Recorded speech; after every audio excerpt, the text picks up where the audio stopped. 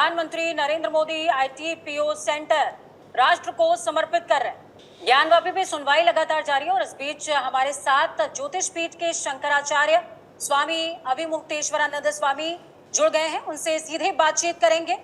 स्वामी जी, सबसे पहले news India पर आपका स्वागत है। आपका एक कथन याद आता है मुझे आपके साथ जुड़ते हुए। आपने एक इंटरव्यू के दौरान ये तथ्य कहा कि मैं जब अपने माँ बाप का नहीं हुआ तो मैं किसी दल का क्या होऊंगा, मैं सिर्फ सनातन का हूं। ज्ञानवापी का मसला आज संपूर्ण देश की नजर में है, ऐसे में शंकराचार्य जी का उस पर पहली प्रतिक्रिया क्या है? देखिए, हमने जो वाक्य कहा था जिसका स्मरण आपने किया वो बिल्कुल सही है, और हम चूँकि धर्म के लिए समर्पित हैं तो स्वाभाविक है कि हमारा एक ही जुड़ाव है और वो है धर्म। जहाँ तक ज्ञानवापी की बात आप पूछ रहे हैं, ज्ञानवापी में जांच हुई, इतिहास पहले से ही सब कुछ चीख करके पुकार करके कह रहा है। जो बाहरी ढांचा है उसमें साफ साफ दिखाई दे रहा है कि आधा तोड़ दिया कर गया है, नया रूप दिया गया है, लेकिन आधा जो पीछे का भाग है वो तो अभी भी हमारा पुराना मंदिर विद्यमान है। अंदर जा कर के देखा गया, वहाँ शिवलिंग दिखाई दिया जिसके बारे में इतनी सारी चर्चा हुई। अब ASI को अगर जांच करने के लिए कोर्ट ने आदेश कर दिया था तो हमारे मुस्लिम भाइयों को उसका स्वागत करते हुए ASI की टीम को जांच करा देना चाहिए था। लेकिन जांच न करा करके वो लोग जिस तरह से दौड़ रहे हैं, भाग रहे हैं, और जिस तरह से 2 दिन की ही सही रोक लगवा रहे हैं, इससे समझ में आ रहा है कि ज़रूर वहाँ पर कुछ ऐसा है जिसके दिख जाने पर समस्या उत्पन्न हो जाएगी इनके लिए, ऐसा ये लोग मान रहे हैं। क्या दिख जाने का जिक्र कर रहे हैं, जिसको आपने शिवलिंग मान लिया है? नहीं, वो तो सबके सामने आ चुका है, लेकिन बहुत सारे और भी ऐसे चिन्ह हैं जो हमारे हिंदुओं के सनातन धर्म के चिन्ह हैं, अवशेष हैं, वो सब अभी अंदर कहीं न कहीं विद्यमान हैं और उन्हीं के प्रकट हो जाने का इनको भय है, ऐसा प्रतीत हो रहा है, स्पष्ट हो रहा है। जी शंकराचार्य जी, आपने जिस दौरान कथित शिवलिंग प्राप्त हुआ, जिसका जिक्र जो कागज है उनमें भी नजर आता है, उस पर आपने भी जलाभिषेक करने का प्रयास किया लेकिन आपको जाने नहीं दिया गया। इसको लेकर के आप क्या कहते हैं? आपका सोचना क्या है कि क्या हमें वर्डिक्ट का वेट नहीं करना चाहिए? इस तरह का स्टेप लेना आपके लिए या तमाम धर्मावलंबियों के लिए ठीक है क्या? नहीं, बिल्कुल ठीक है। इसलिए ठीक है क्योंकि न्यायालय ने, उच्चतम न्यायालय ने ये अपने आदेश में कहा है, आदेश हमारे सामने होता तो हम पढ़ करके भी आपको सुना देते, कि शिवलिंग की ड्यू प्रोटेक्शन होना चाहिए। तो शिवलिंग शब्द उन्होंने कहा है, ड्यू प्रोटेक्शन कहा है। अब जब शिवलिंग है और उसका ड्यू प्रोटेक्शन होना है तो ड्यू प्रोटेक्शन का मतलब क्या होता है? उसका प्रोटेक्शन तो पूजा से ही होगा ना, तो पूजा होनी चाहिए थी। वो पूजा करने के लिए हम लोग न्यायालय के आदेशानुसार ही जा रहे थे। अब वहाँ के प्रशासन ने रोक दिया, वो प्रशासन जाने की क्यों रोक दिया, उसमें उनके ऊपर क्या निर्देश आदेश थे। लेकिन हम लोग तो जो सहज हमारी श्रद्धा है कि हमारे प्रभु प्रकट हुए हैं, हमको दिख गए, इसलिए हम उनकी पूजा करेंगे, इसके लिए हम जा रहे थे और जाना चाहिए। आप बताइए, किसी भी हिंदू के गले से भोजन कैसे उतरेगा अगर उसको इस बात का ध्यान हो कि हमारे भगवान बिना पूजा के विराजमान हैं? तो पूजा तो होनी चाहिए थी। अब वो पूजा कितनी दूर जाके हो, कहाँ हो, सरकार को भी चाहिए था कि हमारी पूजा की वस्तु स्वीकार करके भगवान को समर्पित करते, लेकिन उन्होंने ये नहीं किया। आपको इस समय संपूर्ण देश सुन रहा है, दोनों पक्ष सुन रहे हैं, संपूर्ण देश और दोनों पक्षों से शंकराचार्य जी का क्या कहना है? हमारा यही कहना है, अपने पक्ष से भी कहना है कि आपके भगवान प्रकट हुए हैं, आप उनकी पूजा करिए। जो शंकराचार्य जी महाराज, ब्रह्मलीन शंकराचार्य जी ने उस समय आदेश किया था, हम गए थे और बाद में उन्होंने कहा था कि प्रतीक पूजा जारी रखी जाए। वो प्रतीक पूजा हम लोगों को जैसे साल भर किया है, आगे भी जारी रखनी है। हमने आह्वान किया है कि 11 लाख गाँवों से, मोहल्लों से शिवलिंग आए काशी में, तो अब वो आना शुरू भी हो गया है। तो आप लोग इस बारे में अपनी बात को आगे बढ़ाए रखिए। और जहाँ तक हमारे मुस्लिम बंधु हैं, उनसे भी हम कहना चाहते हैं कि इस बारे में जितना विलम्ब करेंगे उतना ही कोलाहल बढ़ेगा, किसी की भावना को आप नहीं रोक पाएंगे। इसलिए आपको भी चाहिए कि जल्दी से जल्दी जो जांच होनी है वो जांच को पूरी करवाएं और इस बारे में दूध का दूध और पानी का पानी करवा दें। महाराज ताकि जी अनंत जो आभार स्पष्टता न्यूज़ है मीडिया वो को हो समय जाए। देने के लिए, आशीर्वाद देने के लिए, अपने आशीर्वचन हम तक पहुंचाने के लिए। स्वामी अभिमुक्तेश्वरानंद सरस्वती जी को सुन रहे थे आप, जिन्होंने साफ तौर पर मुखरता से अपनी बात रखी है। अभय शंकर जी जौनपुर से, आप पूछ रहे हैं कि संध्या न करने से पाप लगेगा, क्योंकि ऐसा सुनते हैं कि संध्या करने से कोई पुण्य विशेष नहीं होता है, तो न करने से फिर पाप भी नहीं होना चाहिए। न करने के लिए बहाना बंधु अच्छा है, लेकिन ऐसा नहीं है कि दोष नहीं लगता है, पाप नहीं लगता है। सौर पुराण के 17वें अध्याय में लिखा हुआ है, वेदोदिकम स्वकम कर्म नित्यम कुर्याद तंत्रितः अकुर्वाणः पतत्यासु निरयान अतिभीषणान कुर्याद गृह्याणि कर्माणि संध्योपासनमेव च। इसका मतलब है अभय शंकर जी कि जो स्वकीय कर्म है, नित्य कर्म, उसको बिना आलस्य के प्रत्येक व्यक्ति को करना चाहिए।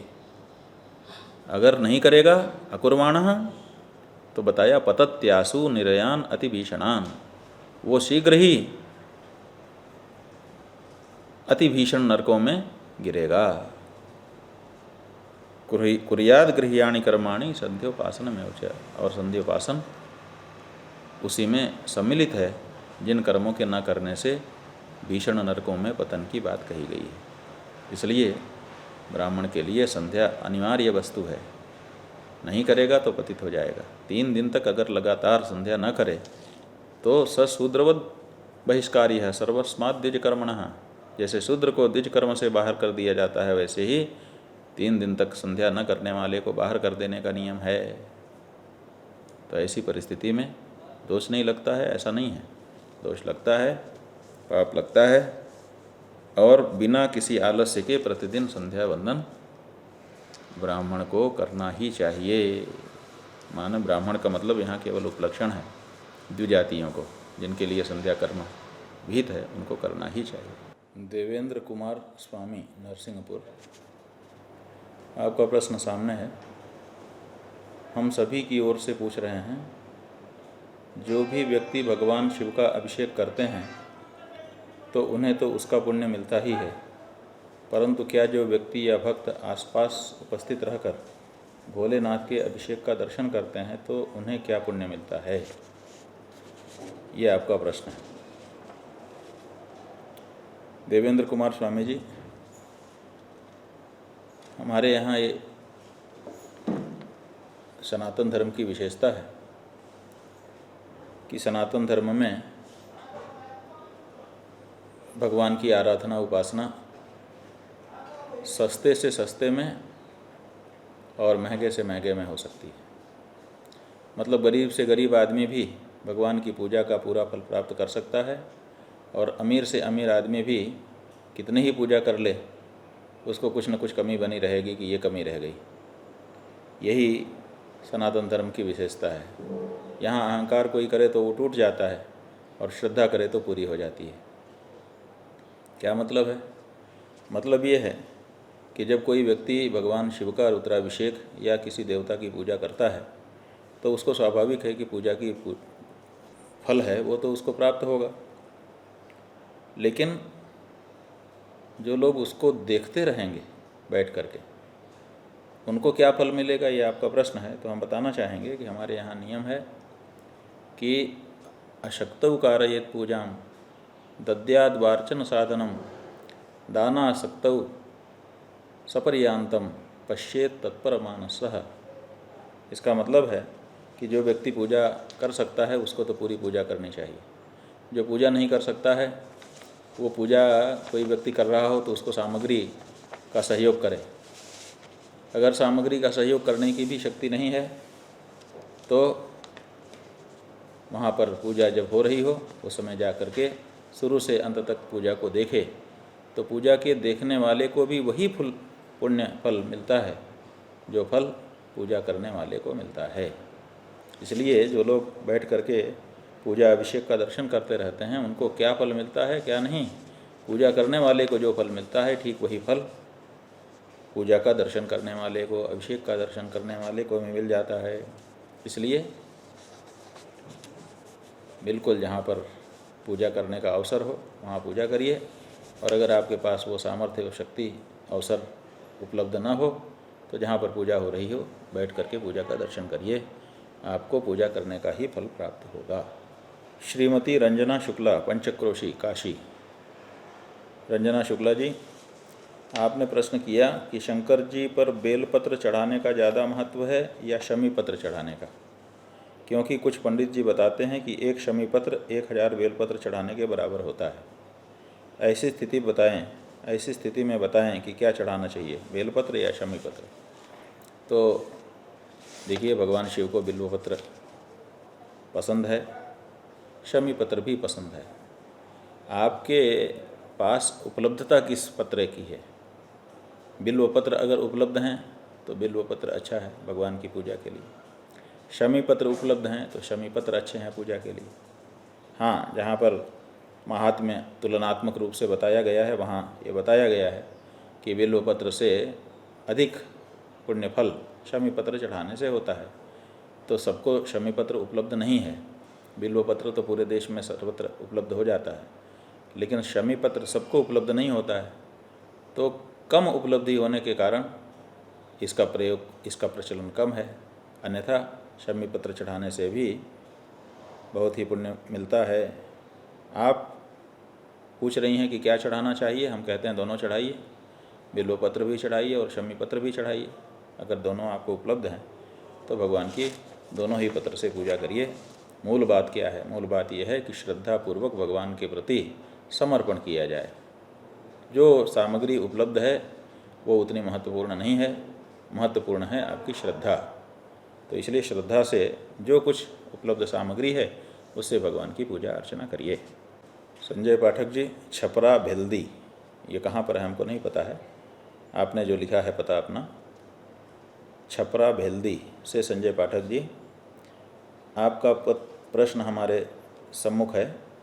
क्या रात्रि में भगवान शिव का अभिषेक पूजन किया जा सकता है या केवल शिवरात्रि के दिन ही कर सकते हैं?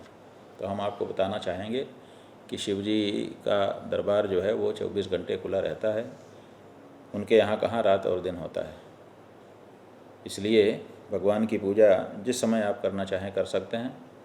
लेकिन अगर किसी मंदिर में ऐसा नियम है कि रात्रि में वहाँ पूजा का अवसर नहीं होता है, पट बंद कर देते हैं, तो फिर आपको दूसरे दिन प्रातःकाल ही आकर के पूजा करनी चाहिए।